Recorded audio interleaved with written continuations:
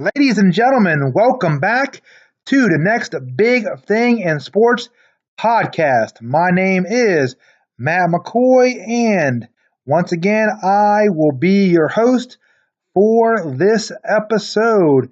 And in this episode, as I alluded to in our previous podcast, I am going to bring you what we call McCoy's 11. And what that means is I'm going to give you the players that I am highest on heading into your 2019 fantasy football drafts. These are the guys that I'm going to put my name on them. Going to give you the stamp of approval, if you will, and say these are the guys that I am most likely to draft in my own fantasy drafts. These are the guys I value highly and value more than the general population or the consensus out there like these guys. I like them more than most. So these are the ones you consider to be my guys, the kind of guys that I'm going to back up. So want to give you my list today. Before I dive into that, I wanted to reintroduce ourselves. If you are not familiar, I appreciate you familiarizing yourself with who we are. We are the next big thing in sports podcast. You can find us on any podcast platform. Tends to be your typical Apple, iTunes, Google Play, SoundCloud, Stitcher. And as I always suggest, if you would, upon arrival to said platform, if you would leave us a good review, a 5-star variety, if you would be so kind, it would help us build our name out there, get some more street cred, if you will. And, if you enjoy the podcast, hopefully you enjoy it. Our style is, no bells, no whistles. We try to bring you as much content as we can in a short period of time. We pride ourselves in limiting the podcast to under an hour. So we want to get you guys as much info, as much bang for your buck, if you will. You can always check us out online as well. We have an accompanying website. It is thenextbigthinginsports.com. Right now, you're going to see a whole bunch of fantasy football stuff. We're going to get out our quarterback rankings, running back rankings, wide receivers, tight ends, get you our big board, which we just had our latest podcast on. Split it into 2 separate episodes because we want to go from number 1 all the way to number 100. We broke it down into 2 parts to give you ample time to digest the information. We're going to go through some mock draft information, get you prepared for the NFL season as well as college football. I know a lot of you out there are college football fans also. And I know some of you out there are missing your NFL draft fix, and we're going to turn our attention to the NFL draft and begin to scout the upcoming college football season as well. So you're going to begin to see some of our 2020 NFL draft preparation. And again, that is big boards. That's quarterback, running back, wide receiver, tight end, offensive line, edge rushers, interior rushers, linebacker, cornerback, safeties, all the rankings, everything you could ask for. And because we are a glutton for punishment, we will also have an NFL mock draft. And we're talking almost 12 months in advance of the actual 2020 NFL draft. But hey, we'll try to give you as much content as we can and keep you coming back for more. So that's enough about us. Let's dive into McCoy's 11. And I'm going to go in reverse order, build a drama, if you will. So I do have one honorable mention before we dive into my list. I could not cut it off at 11, so you'll get a little bonus material. So my honorable mention for McCoy's 11 is rookie wide receiver from the New England Patriots, N'Keal Harry. So it's similar to the way I thought about Sony Michel a year ago entering our fantasy football 2018 version. It's the same way I feel about N'Keal Harry this year. The New England Patriots normally don't draft skill position players in the first round, or at least they don't do so very often. So when they do, it really grabs my attention. And what that tells me is that they have a specific role, a big role set for the prospect they select. So, you know, think about the Patriots since the Super Bowl. They will be without Rob Gronkowski. Rob Gronkowski announced his retirement. And you have to imagine the Patriots are planning, at least, to be without Josh Gordon. His future in the NFL could not be more ambiguous. We're not sure about if he'll ever return. So you have to imagine that N'Keal Harry is going to step up on day one and make immediate contributions for the New England Patriots. So I said on a previous podcast, I would not be surprised if N'Keal Harry notches double-digit touchdown receptions for New England in 2018. That's immediate impact. Right now, N'Keal Harry is ranked number 77 overall in our big board. What that tells you is we have him smack dab a mid round 7 value, and he tends to last around close to double digits. So we value him more highly than others, and he is number 32 over at the wide receiver position. So we really like N'Keal Harry this year, so he gets the honorable mention from Maccoy's 11. Number 11 on our list, Rashad Penny, running back for the Seattle Seahawks. Now, like others out there, I was surprised when the Seattle Seahawks drafted him in the first round of the 2018 NFL Draft. But what was even more puzzling to me was it seemed like Seattle was reluctant to use Penny on the field during his rookie campaign. It seemed like they were more content to use the running backs like Chris Carson and Mike Davis. And on a rare occasion, you would see Rashad Penny get a touch here and there, and he show you a glimpse of what you believe he can do. Here's what we know. We know that the Seahawks have one of the more run-heavy approaches in the National Football League. And we also know that Mike Davis no longer is a Seattle Seahawk. He went over to the Chicago Bears via free agency. So this is not a shot at Chris Carson. I still believe Chris Carson could very well lead the backfield in touches. It's more about value. So if you look at the Seattle Seahawks running back tandem, right now Chris Carson is going in the 4th round. Rashad Penny is going in the 8th round. So I like to value Rashad Penny at this juncture. And in fact, I am prioritizing him. I like him a round and a half higher on my grade than you see at the consensus out there. So in my drafts, I have been thrilled to take Rashad Penny in the 7th round. It's one of my favorite picks in my drafts. Currently, we have him ranked 59th overall, 27th at the running back position. And like I say, I personally have taken him in round 7 and being very happy to do so. Number 10 on our list, Dante Pettis, wide receiver from the San Francisco 49ers. And this is simply, in Kyle Shanahan, I trust. Now, some will point to the fact that last year we were similarly high on Marquise Goodwin just 1 year ago. So what I would say to that point is that if you watch the players and you scout them, you know, if you have a chance to, what you notice is Dante Pettis is a much more versatile and dynamic wide receiver option. Marquise Goodwin has got great speed, deep threat, but he's just not as diverse as Dante Pettis is. So the 49ers are one of the teams I think are on the rise. I really think the 49ers could take a major step forward, make a major push for the playoffs. And I look at the team as a whole, Jimmy Garoppolo back at full health. I believe Dante Pettis is ready to emerge in a big way as the 49ers' number 1 wide receiver. Some people might be concerned with Goodwin. Some people may be concerned that George Kittle is going to limit the opportunity for Pettis.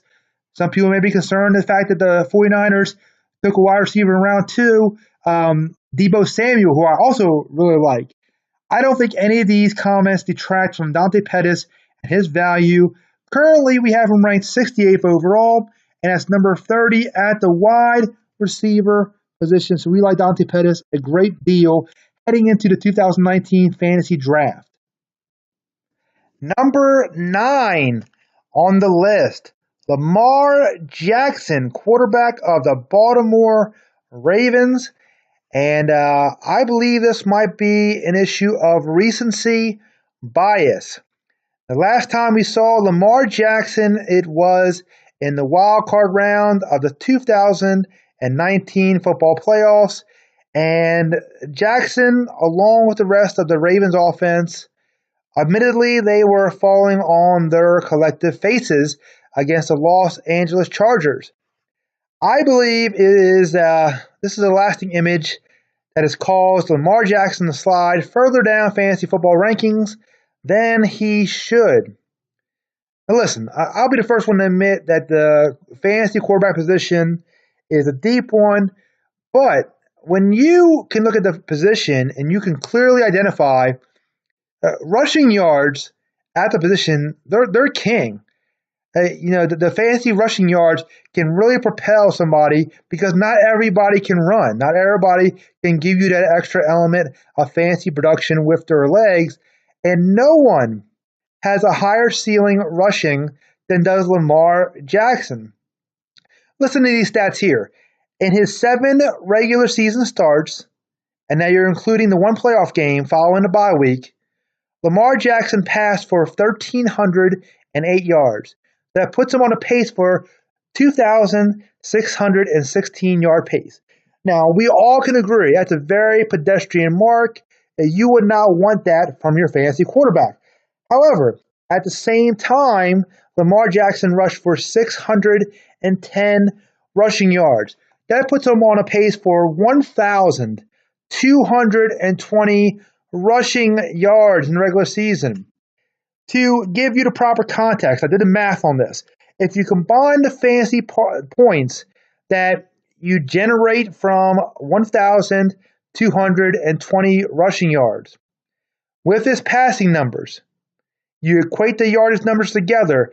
Basically, that would be the equivalent of a season if you threw for 5,666 passing yards. That would be the equivalent. So if he had 0 rushing yards but 5,666 passing yards, you would be all about a fantasy quarterback like that. Now, toss in the fact that he had an 8 rushing touchdown pace, which again is the same as 12 passing touchdowns. That gives you the upside of Lamar Jackson producing the equivalent of what it would be for a high 20s, close to 30 passing touchdowns. When you think about it in these perspectives and in these numbers, Lamar Jackson's fantasy football production, his potential is through the roof. I can admit that options like, say, a Jared Goff, Matt Ryan, Russell Wilson, they offer you a safer floor, and they're a safer pick all the way around. But I would make the argument that none of these guys have the type of ceiling that Lamar Jackson possesses, especially if he could take a step forward as a passer. I love the value of Lamar Jackson in my drafts. Overall, we have him ranked number 82 on our big board and number 9 at the quarterback position, where most have him late in the teens. Number 8 on our list, Will Fuller, the dynamic speedster for the Houston Texans. Listen, there's no questioning the talent that comes with Will Fuller. But there's also no doubting the fact that he has been injured throughout his NFL career so far. Since 2016, Will Fuller has missed 17 games. So this pick does come with its share of risk. However, I believe the risk is mitigated when you consider the fact that he has great chemistry with third-year quarterback Deshaun Watson. Watson loves Will Fuller, loves throwing a deep ball, and Will Fuller can go up and get it. So, again, like we did with Lamar Jackson, if you want to glean overall value, let's take a look at if we were to extrapolate Will Fuller's numbers from 2018 over the course of what would have been a 16-game stretch. You would have had a stat line of 103 targets, resulting in 73 catches, 1,150 yards, and 8 receiving touchdowns. Again, I recognize there is risk when it comes to drafting Will Fuller, but I feel that the risk is being too much. It's baked into his current draft position. Right now on Fantasy Pros, he was 76 overall. Last time we looked at him, and we value him around earlier than that. So right now we have Will Fuller on our big board ranked 62nd overall and 29th at the wide receiver position. Number 7 on our list of Maccoy's 11, another Baltimore Raven, recent free agent signing, running back Mark Ingram. Now, when Mark Ingram was signed as a free agent by the Baltimore Ravens, I thought this was a fantasy football match made in heaven. The Ravens run as heavy as they run offense in the league, and Mark Ingram specializes in running in between the tackles, being a dynamic runner, and that's exactly what the Ravens were looking for. The odd thing is, somehow, in some way, along the fantasy football community offseason, it seems like this signing has lost a lot of momentum, and in some way, the hype has faded, and I don't get it. I don't understand why people do not like Mark Ingram in Baltimore. Following his 4-game absence to start the 2018 season, Mark Ingram was tremendous. His numbers over the following 12 games would have given him a mark of roughly 1,085 yards and 9 to 10 touchdowns over the course of a 16-game stretch. And this is while splitting the workload with Alvin Kamara. Now, that's the thing. In Baltimore, Mark Ingram is clearly the most talented running back on this team. He won't have to worry about a more dynamic player overshadowing him and Alvin Kamara stealing any touches. He has to deal with Gus Edwards and Kenneth Dixon and Justice Hill. These guys are not Alvin Kamara. So Mark Ingram has tremendous value for me. I personally have no issue selecting Mark Ingram at the back end of round 4, leading into early round 5 of your draft, which is about a round earlier than his current mark, on our big board rank of number 45 overall and 22nd at the running back position. Number 6 on our list, one of my favorite guys heading into 2019, Tyler Boyd, wide receiver from the Cincinnati Bengals. So to provide you a high level of context, I actually went back to look at Tyler Boyd and evaluate his college numbers, which can be a dangerous thing to do. They don't always transition, but I wanted to look back just to put his 2018 season into a context, because a lot of people out there are saying, well, Tyler Boyd last year, it was a fluke. So Tyler Boyd in his college career at Pittsburgh was an absolute stud. During 3 years at Pittsburgh, Boyd accumulated on average now, 1,120 receiving yards, throw in 173 rushing yards per game or per season rather, because he was so dynamic that Pittsburgh wanted to get the ball in his hands as many times as possible. So that is 1,300 offensive yards per season, freshman, sophomore, and junior campaigns, and he averaged 7 touchdowns per season. And you look at that kind of perspective, you realize Tyler Boyd is a terrific talent at the wide receiver position, and he is just now 24 years old. In 2018, before sustaining a sprained knee in week number 15, Tyler Boyd was on pace for, catch this now, 1,175 yards receiving on 86 catches and 8 receiving touchdowns. Now, to give you, like I say, proper context, see if you can guess this. How many wide receivers had more than 1,000 175 yards receiving in 2018? The answer is 12. And of those 12 wide receivers, how many of them had 8 or more touchdowns? 8. If you said 8, you win the golden goose. 8 wide receivers in fantasy football last year had 8 touchdowns and over 1,175 yards receiving. Those would be Tyreek Hill, DeAndre Hopkins, Devontae Adams, Julio Jones, Antonio Brown, Michael Thomas, Adam Thielen, and Mike Evans. That's it. That's the list. That's the kind of company that Tyler Boyd was on the cusp of keeping. And when you think about it in that kind of context, these guys are all going round 1, round 2, maybe early round 3 at the latest. And Tyler Boyd is lasting much, much later in the draft. I just can't figure it out.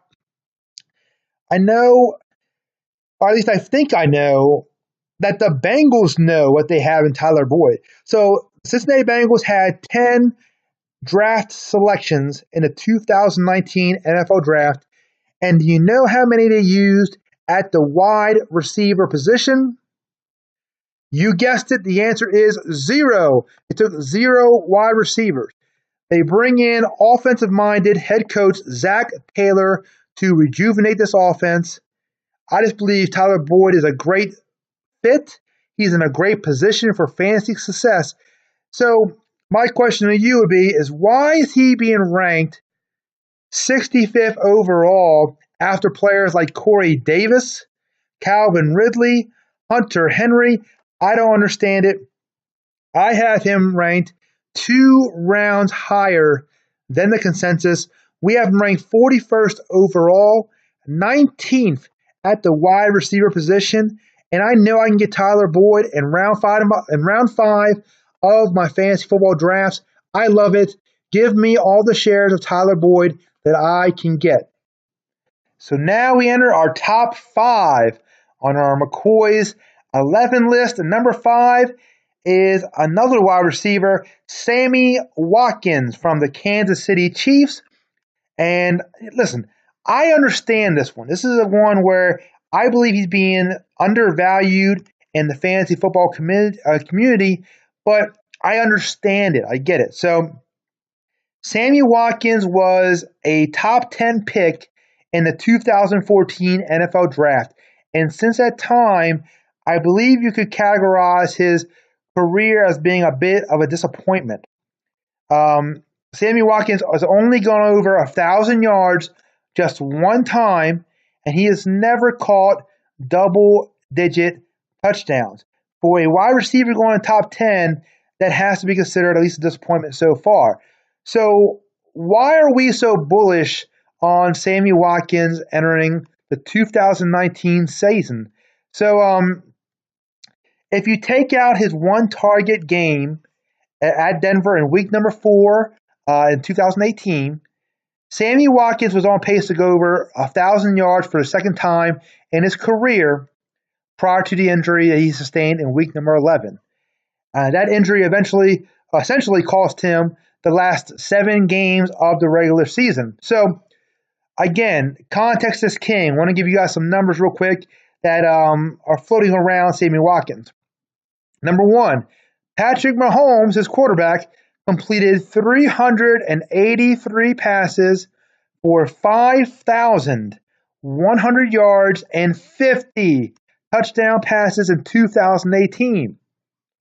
Number 2, Tyreek Hill, with his off-the-field issues, it does, to me at least, does not seem long for the NFL, yet alone the Kansas City Chiefs. I believe they have to remove him from the equation.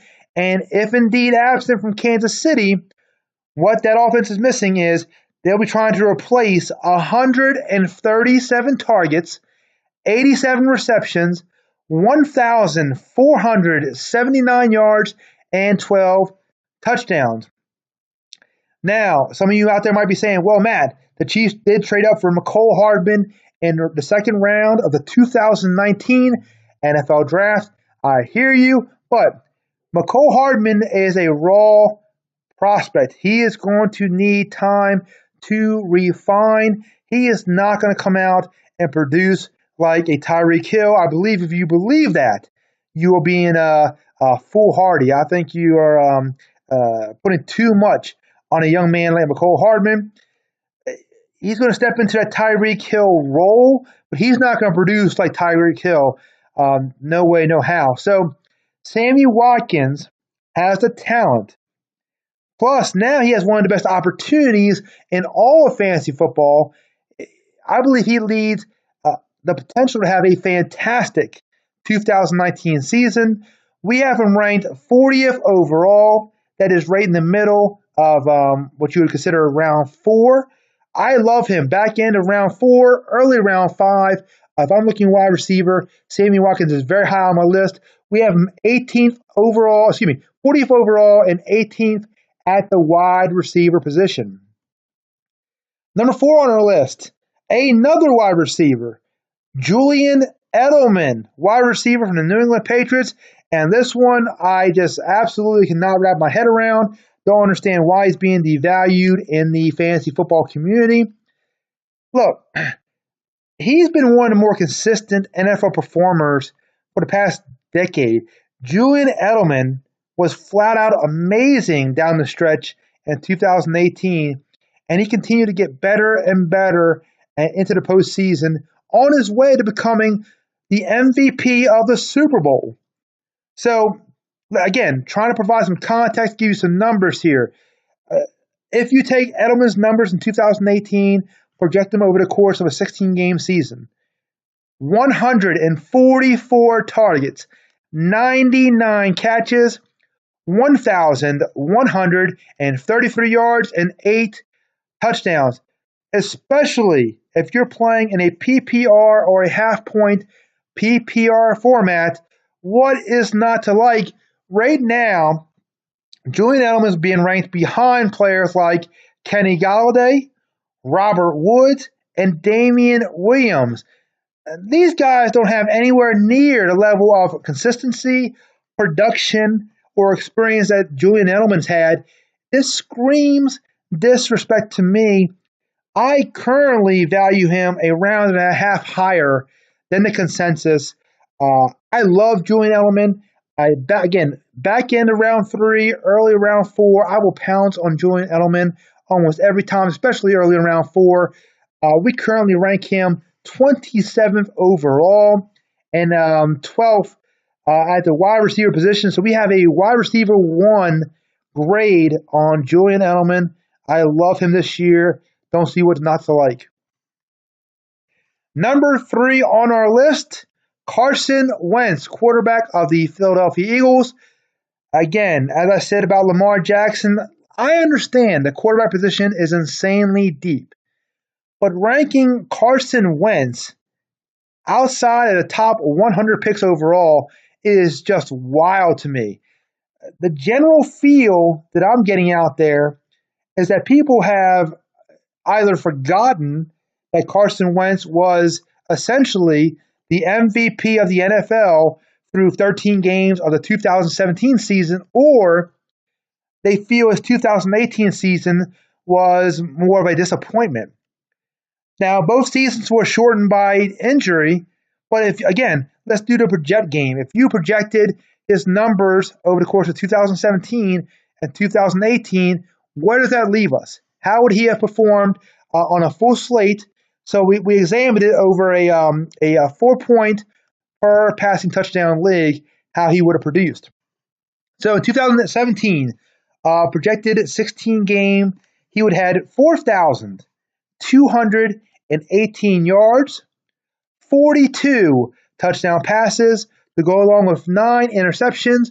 What that equates to is a fantasy point per game number of 19.94 points. In 2018, projected numbers over a 16-game season, 4,470 yards, 30 touchdown passes with 10 interceptions, again equating to 17.44 fantasy points per game.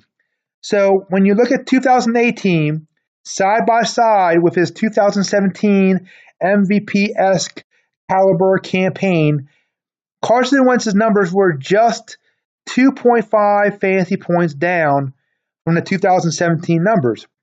Now, what I'm suggesting to you is we all knew that his touchdown rate in 2017 was simply unsustainable. We knew that that rate could not keep up. We knew that that 42 touchdown pace was going to have to come down at some point. What I would suggest to you is that in 2018, I believe that his touchdown rate actually was a bit unlucky. And I think now he has more talent around him. Alshon Jeffrey, Deshaun Jackson, Nelson Aguilar, Zach Ertz, Dallas Goedert. They have weapons galore in Philadelphia. He has more talent around him now than he ever has before. I believe his numbers fall somewhere in between that 42 and 30 mark. So would a 2019 season of, say, 4,400 passing yards and 35 touchdowns be surprising in the least? To me, I would say not. I would say that is right in the median of expectations for this Eagles offense of Carson Wentz if he can remain healthy. To me, again, context is king. How many quarterbacks threw for 4,400 yards last year and threw for 35 touchdown passes? 6 quarterbacks eclipsed 4,400 passing yards. Only 4 eclipsed 35 passing touchdowns. So, again, this type of season would have him in the top 5 quarterback conversation, and yet he's going outside the top 10 of quarterbacks. I don't get it. Carson Wentz is one of my more heavy targets in fantasy drafts. In the middle rounds, I have him 67th overall. I have him 7th at the quarterback position. And again, around round 9, if Carson Wentz is on the board, I am pouncing and taking him every single time.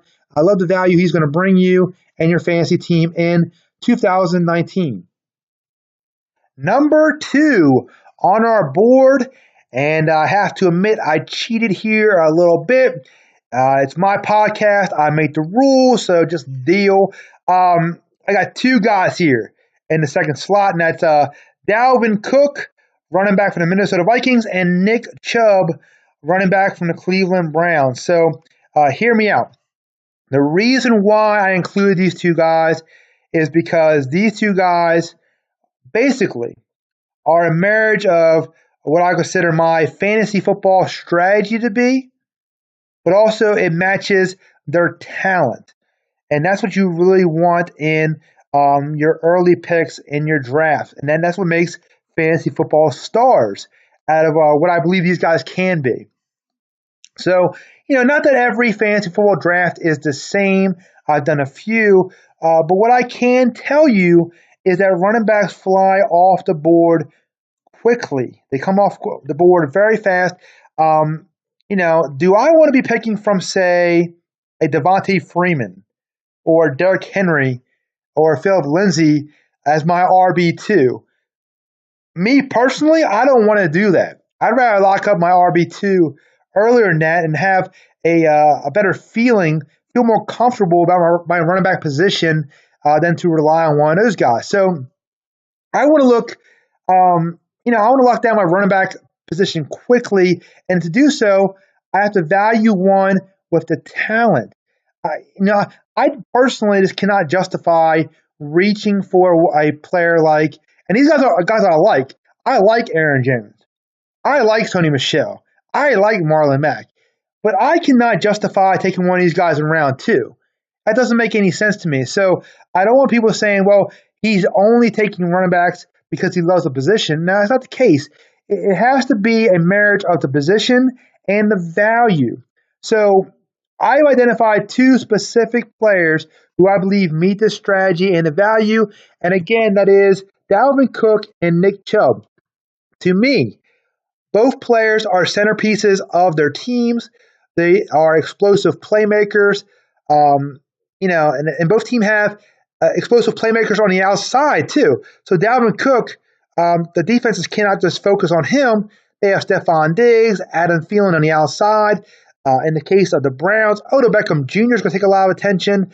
Jarvis Landry, Antonio Callaway, David Njoku. Teams cannot focus on Nick Chubb in that offense. But the caveat is I do believe both teams, Vikings and Browns, are firmly committed to running the football. Now, I have to admit there is some concern with each player. Dalvin Cook has been limited by various injuries throughout his pro career so far, and Nick Chubb is going to have to deal with Kareem Hunt once he comes back from his suspension. What I would say on these cases is, in the case of Dalvin Cook, I believe this year he puts it all together. I think he's a talent. I think he can avoid the injury and give you amazing value in round 2. And I just cannot imagine Cleveland siphoning off the workload from Nick Chubb to Kareem Hunt. I think what might happen is Duke Johnson Jr. winds up being the loser in that equation. His workload goes over to Kareem Hunt. To me, Nick Chubb, his role just feels secure on this offense. I don't think they're going to transition that late in the season. So I coveted both players in the second round of my fantasy drafts. Dalvin Cook, we have him ranked 16th overall and 10th at running back. And Nick Chubb, we have him ranked 17th overall and 11th at running back. So both players are my favorite selections in round 2 of my fantasy draft. And now we've come to number 1 on the list. One of the more controversial players heading into the fantasy football drafts in 2019, Todd Gurley, running back of the Los Angeles Rams. And I'll be honest, when I first started making this list, Todd Gurley wasn't one I was considering for this type of designation. But there's so many conversations out there about him, and it seems to be a form of a backlash, if you will. People are really off on Todd Gurley, so I thought he, at the end of the day, deserved the number 1 spot more than anybody. So here's why. So let me start at the top. So let me make one thing clear. I completely understand the apprehension that surrounds Todd Gurley. I get it. Myself included, I am one of the more against taking risk early in my draft. I want guys I can be completely confident on, especially in the early portion of my fantasy draft. So for those of you out there who are avoiding Todd Gurley, listen, I can appreciate the philosophy behind it. You don't want to bother with one of the bigger question marks entering the fantasy football season. I get it. That being said, I'll quote one of my colleagues. He once said, very simply, Matt, I play to win. And unequivocally, Todd Gurley offers more upside than any other player in all of fantasy football. We've seen it. We know the upside. And people tend to forget just how good Todd Gurley was in fantasy football, or has been in fantasy football.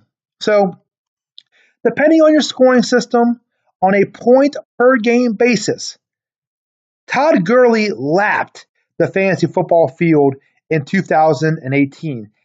He outscored his closest competition by 3 to 4 fantasy points per game. What does that mean? Well, let's take Saquon Barkley, for example. He was the number 2 fantasy running back in most formats.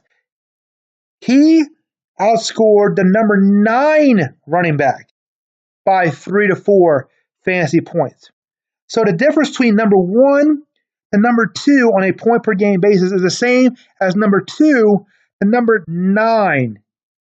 This is a chasm that you have to address when considering how good Todd Gurley was. So it's not that Todd Gurley was close to these guys. He wasn't. He was the king. He was the alpha. Now, that being said, as I said previously, I'm not suggesting you take unnecessary risks. I'm not suggesting taking Todd Gurley at the 101 in your draft. I'm not suggesting that. I believe a few of his contemporaries are in the ballpark, and they're coming for the crown, and they offer a significantly less risk than does Todd Gurley. So I have no problem taking Saquon Barkley, Ezekiel Elliott, Alvin Kamara, Christian McCaffrey. If you want to take one of these backs over him, go for it. I have no problem with that. I understand the safety that comes with those players, or at least perceived safety of these guys. Even though none of these guys offer the kind of high upside that we've seen from Todd Gurley, I still get it. I just can't justify Todd Gurley slotting any further than number 5 on my big board. I just can't do it. Take some sites, for example. I went to CBS, and I looked at where they ranked Todd Gurley. And they have 3 analysts on their big board ranked him 17th, 18th, and 19th, respectively, on their big board. And that suggests to me that they are advocating taking players like James Conner, Dalvin Cook, and Nick Chubb, guys I adore, over Todd Gurley. I cannot sign off on that. I just can't. I believe this is an example that we've gone too far with the concern, and I believe this strategy and this approach is going to come back to bite owners, and it's going to cost many fantasy owners out there. So my advice to you is simple. If you want to play fantasy football to place, if you're looking to finish third, I just want to win some money, Matt. Okay, avoid Todd Gurley. That's fine. If you want to play to win, you want to play and win your league, Todd Gurley is your guy. You can get him in the middle of the first round. He tends to go around picks 6, 7, or 8. I think you have a guy who can be number 1. He's going later in some drafts. Like, see, some expert drafts he's going in round 2. We have him 5th overall in our rankings, 5th at the running back position. I'm confident with that selection, and I believe he could finish even higher. I just believe in Todd Gurley, and he is one of our number 1, the headliner, the lead dog on Maccoy's 11 heading into the 2019 fantasy football season. But once again, ladies and gentlemen, hopefully you enjoyed this week's episode. We dived into my top 11, and I may have threw 12 and 13 with the honorable mention, and I put 2 in number 2 slot. But anyway, you get the idea. These are the guys that I am, as they say, planting my flag for, guys I really believe in. Hopefully, you believe in these guys too, and these guys will pay off for you and your fantasy teams moving forward. Ladies and gentlemen, we are the Next Big Thing in Sports podcast.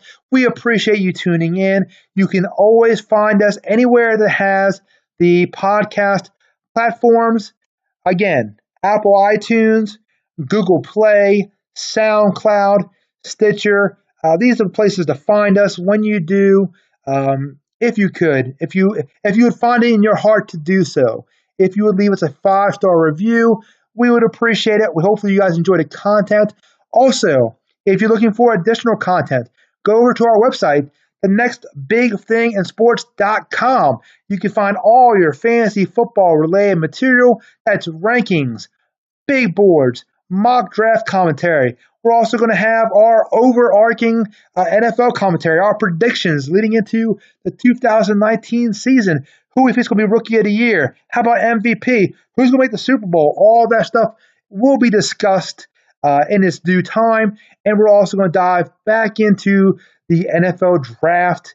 Like I say, 12 months away, basically. But we know you guys love the content. I love the content. We dive in. We're going to start analyzing the prospects for the 2020 NFL draft as well. Thank you again for tuning in. And upcoming on our slate, I'm going to go the opposite direction. This was our Maccoy's 11 episodes of the 11 players I really like. I'm going to give you an episode of the 11 guys that I am fading. Maccoy fades 11. These are going to be the guys going the opposite direction that I'm advocating not taking where they're going in drafts, the guys I'm not selecting, the guys I have 0 shares in. We're also going to dive into each individual positional ranking. We're going to have a quarterback episode, running back episode, wide receiver, tight end, go into each prospect and a little bit of detail and tell you why we rank them as such. So, ladies and gentlemen, thank you once again for tuning in, and we will check you out again next time.